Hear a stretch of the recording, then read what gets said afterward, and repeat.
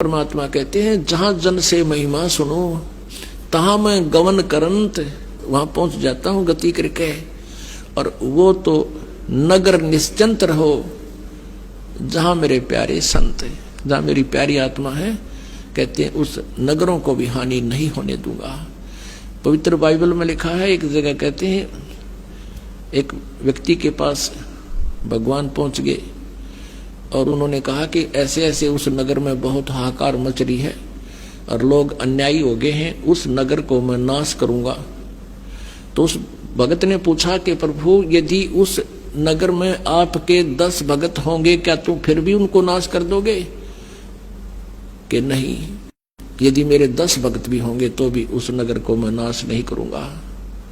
फिर पूछा कि वहां आपके यदि 2 भक्त होंगे तो भी नाश कर दोगे? कि नहीं, मेरा 1 भक्त भी होगा तो भी मैं उस नगर का नाश नहीं करूंगा। तो पुण्यात्माओं, यहां वही परमात्मा कहते हैं जहां जन की महिमा सुनो तहां मैं गवन करंत, और वो तो नगर निश्चिंत रहो जहां मेरे प्यारे संत। पुण्यात्माओं, एक भगत के कारण भी एक नगरी बसी रहती है, तो कितने निकम्मे आदमी है। तो इसलिए कहते हैं संत ना होते जगत में तो जल मरता संसार।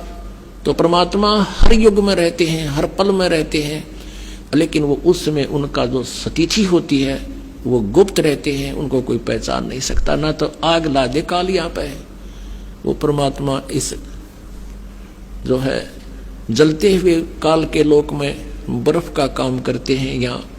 और परमेश्वर ने प्रत्येक ब्रह्मांड में अपना एक गुप्त स्थान बना रखा है, जैसे राजदूत भवन होता है, और वहां रहने से भी हमें बहुत राहत यहाँ मिल रही है। तो पुण्यात्माओं, ये काल है, और काल आपने देखा होगा गीता जी में अपना विकराल शरीर दिखाता है, रूप दिखाता है, जो अर्जुन जैसे योद्धा भी कांप जाते हैं, थर थर कांप रहे होते हैं, और उसने हम भगवान मान रहे थे।